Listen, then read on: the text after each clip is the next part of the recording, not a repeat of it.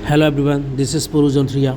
आज हम सरकारू वारी पट्टा साउथ इंडियन मूवी है महेश बाबू की। उस मूवी का पूरा डिस्क्राइब करेंगे कि इस मूवी में फर्स्ट सीन से लेकर लास्ट तक क्या क्या होता है। ठीक है, तो चलिए कहानी शुरू करते हैं। कहानी की शुरुआत होती है एक फैमिली में, पति पत्नी और उनका एक लड़का होता है। जो पति जो होता है वो लोन लेता है, वो लोन टाइम से नहीं चुका पाता है, तो वो बैंक से रिक्वेस्ट करने जाता है कि प्लीज़ आप हमें कुछ टाइम और दे दीजिए जिससे कि हम आपका लोन चुका सकें। लेकिन बैंक वाले क्लियर डिनाई कर देते हैं कि नहीं, तुम्हें और एक्स्ट्रा टाइम नहीं मिलेगा और तुम जो है अपना घर बार कुछ भी बेचो, लेकिन हमें हमारा पैसा हमें वापस चाहिए। दोनों बाप बेटे घर आ जाते हैं और शाम को पति पत्नी दोनों बिस्तर में सोच रहे होते हैं कि यार क्या किया जाए, कैसे लोन चुकाया जाए। तो दोनों सलाह मशवरा करते हैं और दोनों जो है वो फांसी के फंदे से लटक जाते हैं। और लड़का जो होता है वो चुपचाप सो रहा होता है, उसे कुछ पता नहीं होता है। कहानी में दिखाते हैं कि उसका पिता मरने से पहले एक चिट्ठी लिख के जाता है कि मतलब मेरे से एक कर्जा नहीं चुक पा रहा है, इसलिए मैं जो है सुसाइड कर रहा हूँ। सुबह घर की नीलामी के लिए बैंक ऑफिशियल्स और कर्मचारी, कोर्ट के कर्मचारी आ जाते हैं और घर की नीलामी की प्रक्रिया जो है वो शुरू कर देते हैं और उन्हें घर से बाहर जाना पड़ता है। और वो लोग वहाँ से अपने एक अंकल के साथ वहाँ से चला जाता है। अंकल शहर में आके उस लड़के का दाखिला एक हॉस्टल में करा देता है जहाँ उसकी अच्छे से पढ़ाई हो सके और जो है अच्छा भविष्य प्राप्त कर सके। वो लड़का जो होता है वो 1 रुपये का जो सिक्का होता है वो अपनी गर्दन पर टैटू बनवा लेता है उसे। और फिर यहाँ से उसके बाद मूवी की स्टार्टिंग होती है, मेन स्टार्टिंग। एंड वहीं दूसरा पहलू, इस फिल्म की हीरोइन कीर्ति सुरेश एक बिगड़ी हुई औलाद, एक रईस बाप की बिगड़ी हुई औलाद होती है जिसकी शुरुआत जुए खेलते हुए दिखाया गया है। महेश बाबू इसमें एक लोन देने वाली कंपनी चलाते हैं, फाइनेंशियल कंपनी चलाते हैं। कीर्ति सुरेश के पास पैसे मतलब जुए में हार जाने के कारण वो क्या करती है कि महेश बाबू को अपनी बातों में फंसाने की कोशिश करती है जिससे कि उससे पैसे ऐंठ सके। किशोर और महेश बाबू दोनों मिलकर के कंपनी चलाते हैं। किशोर जो है वो महेश बाबू का असिस्टेंट होता है।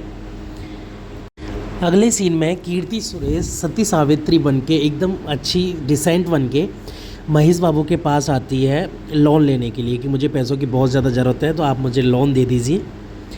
और महेश बाबू जो है वो अपना पर्सनल तरीके से उसको लोन दे देता है। पैसे देने के बाद जब कीर्ति सुरेश चली जाती है तो महेश बाबू उसका पीछा करता है, लेकिन पीछा इतना गंदा तरीके से करता है कि जिसकी हद नहीं। साइड में कीर्ति सुरेश की कार जा रही होती है और रेड लाइट होती है, तो वो भी बाइक को उसकी जस्ट बगल में जो है रोक लेता है, तो उसको भी दिखाई दे जाता है कि जो है ये इसका पीछा कर रहा है। अगले सीन में महेश बाबू कीर्ति सुरेश को मैसेज करता है, तो उधर से जो है कीर्ति सुरेश का भी रिप्लाई आता है, तो महेश बाबू खुश हो जाता है और मंद ही मंद उसके ख्वाबों में खोता रहता है। उसके बाद उन दोनों का मिलना जुलना चलता रहता है और वो कीर्ति सुरेश जो है वो महेश बाबू से पैसे ऐंठती रहती है। एक दिन महेश बाबू को पता चल जाता है कि ये कोई सती सावित्री औरत नहीं है, बल्कि ये तो बहुत बिगड़ी हुई लड़की है जो कि जुए खेलती है, मतलब लोन लेती है, जुए खेलती है और मेरे भरोसे का फ़ायदा उठा रही है। अगले सीन में महेश बाबू और किशोर जो है वो उस लड़की से पैसा लेने के लिए चल देते हैं। तो महेश बाबू किशोर से बोलता है कि मुझे नहीं पता, इस लड़की से पैसे लो अभी के अभी और हमें यहाँ से निकलना है, हमें इससे कोई बात नहीं करनी और ना इसके बारे में बिल्कुल भी कुछ हमें सोचना है। तो किशोर उस लड़की से बोलता है कि हमारे पैसे वापस करो और चलो यहाँ से निकलो और अभी के अभी हमें पैसे चाहिए वापस, हमें नहीं पता कुछ भी। लड़की का दिमाग ख़राब हो जाता है कि यार क्या किया जाए और ये कहाँ बसट फैल गई, ऐसा क्या हो गया कि इन्हें सब कुछ पता चल गया, इन्हें तो कुछ भी नहीं पता चलना चाहिए था। तो तभी क्या होता है कि बहुत ज़्यादा बात बिगड़ जाती है, तो कीर्ति सुरेश जो है वो किशोर में थप्पड़ मार देती है। महेश का दिमाग ख़राब हो जाता है और महेश बाबू जो है लड़की में चबा के थप्पड़ देते हैं खींच के बुरी तरह, और लड़की एकदम लाल ताती हो जाती है। तो वो अपने बाप को फ़ोन करती है, तो पता चलता है कि बाप उसका बहुत रसूखदार है, मतलब बहुत ज़्यादा पैसे वाला और पहुँचा हुआ आदमी है।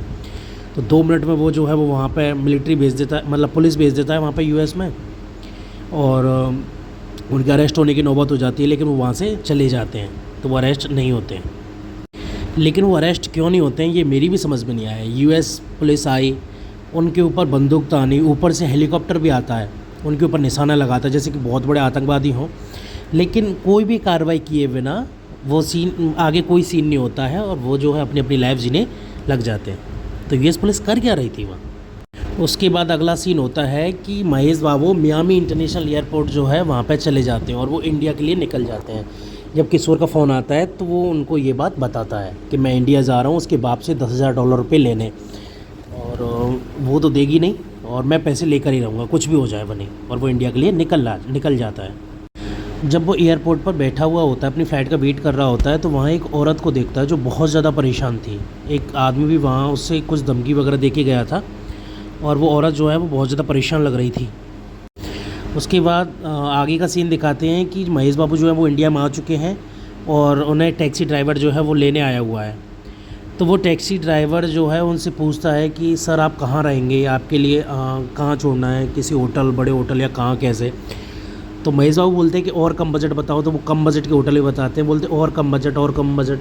तो बोलता है कि सर फिर इतने कम बजट में तो फिर मेरा ही घर आएगा 50-100 रुपये में। तो महेश बाबू बोलते हैं कि कोई नहीं, चलेगा तुम्हारा घर, और वो उसे अपने घर ले जाता है। उसके घर के पास में उसे वो अंकल मिलते हैं जिन्होंने बचपन में उसका साथ दिया, उसे हॉस्टल में एडमिशन कराया, उसकी एजुकेशन वगैरह के लिए इतना ध्यान दिया। वो अंकल मिलते हैं तो वो उनसे मिलके भावुक हो जाता है। उनको बताता है कि अंकल मैं वही महेश हूँ जिन्होंने आप में मेरी बचपन में हेल्प की थी। उसके बाद अगले सीन में महेश बाबू जो हैं कीर्ति सुरेश के पिता से मिलने जाते हैं और उससे बोलते हैं कि आपकी बेटी ने मेरे से $10,000 जो है यूएस में लिए थे, तो आप मुझे वो वापस कर दीजिए और मुझे यूएस वापस जाना है। तो कीर्ति सुरेश के पिता बोलते हैं कि तुम $10,000 के लिए यहाँ पर आए हो। तो महेश बाबू बोलते हैं कि अगर मेरा 1 रुपये भी होता तो भी मैं नहीं छोड़ता, ये तो $10,000 की बात है, तो आप मुझे वो $10,000 दे दीजिए और मैं यहाँ से चला जाऊँगा। तो कीर्ति सुरेश का पिता उससे बोलता है कि देखो तुम्हें पैसे तो नहीं मिलेंगे, लेकिन हाँ तुम मेरी बेटी से माफ़ी मांग लो। अगर मेरी बेटी माफ़ कर देती है तो मैं तुम्हें यहाँ से ज़िंदा जाने दूंगा, वरना तुम यहाँ वाइजैक से वापस नहीं जा सकते, इस बात का तुम ध्यान रखो। तो महेश बाबू का दिमाग ख़राब हो जाता है, लेकिन वो कुछ नहीं कहता फिर भी। तो उसे गार्ड्स के थ्रू बाहर फेंकवा दिया जाता है कि चल, गार्ड्स उसे बोलते हैं कि चलो बाहर निकलो यहाँ से, और गार्ड्स उसे बाहर फेंक देते हैं। लेकिन महेश बाबू बोलते हैं कि जब तक आप मेरा पैसा नहीं दोगे तब तक मैं आपको रोज़ परेशान करता रहूँगा। अगले दिन महेश बाबू कीर्ति सुरेश के पिता को रोड पर रोक लेते हैं और उनसे बोलते हैं कि सर मेरा पैसा दीजिए। लेकिन कीर्ति सुरेश के पिता को बहुत ज़्यादा गुस्सा आ जाता है, तो महेश बाबू जो हंगामा कर देता है काफ़ी ज़्यादा। तो उसकी कीर्ति सुरेश के पिता की काफ़ी लोगों के सामने या फिर बहुत सारे लोगों के सामने जो है उसकी बेइज्जती हो जाती है। तो वो इतना ज़्यादा गुस्से में आ जाता है कि तुम्हें पैसा तो नहीं मिलेगा, लेकिन तुम्हें ज़िंदा नहीं छोड़ूंगा चाहे कुछ हो जाए। अगले सीन में बाहर उसकी आंटी बाहर वेट कर रही होती हैं क्योंकि उसके पति खाना लेके नहीं गए होते हैं। तो महेश बाबू बोलता है कि आप मुझे दे दीजिए, मैं अंकल को खाना पहुंचा देता हूं। जब महेश बाबू अंकल को खाना पहुंचाने जाते हैं तो देखते हैं कि वो सिक्योरिटी गार्ड का काम कर रहे हैं। तो बोलते हैं कि आप ऐसा क्यों कर रहे हो, आपको पेंशन भी मिलती है। तो वो बोलते हैं कि पेंशन से मेरा गुजर बसारा नहीं हो पाता, क्योंकि हमारे ये जो घर का है उसका EMI मुझे भरनी होती है, तुम्हारी आंटी जो है वो बीमार रहती है तो उसका खर्चा वगैरह जो होता है, इस वजह से मुझे ये एक्स्ट्रा जॉब करनी पड़ रही है। अगले सीन में कीर्ति सुरेश के पिता ने महेश बाबू को मारने के लिए कुछ गुंडे हायर किए हुए होते हैं। वे गुंडे मछुआरे टाइप के होते हैं जो बीच पर महेश बाबू को मारने की कोशिश करते हैं। वे महेश बाबू को पकड़ने के लिए उसके ऊपर जाल फेंकते हैं। जब महेश बाबू जाल में फंस जाता है तो उसके बाद वो उसकी पिटाई वगैरह शुरू करना स्टार्ट कर देते हैं। लेकिन जैसा कि आप सबको पता ही है कि साउथ इंडियन फिल्में हैं तो हीरो तो पिटने से रहा, तो महेश बाबू उनकी जमकर पिटाई करते हैं, जाल में से बाहर निकलाते हैं, उनकी नावों को पलट देते हैं और इतनी बुरी तरह पिटाई कर देते हैं कि सब की हड्डी पसली एक कर देते हैं। और जो इनमें मेन विलन होता है, जिसने मेन सुपारी ली हुई होती है, उसकी बुरी हालत कर देते हैं। मतलब जितना कहा जाए उतना कम, इतनी बुरी हालत हो जाती है। और जब उसको मार पीट के एकदम बेहोश कर देते हैं या फिर मार देते हैं, उसके बाद कीर्ति सुरेश के पिता का फ़ोन आता है।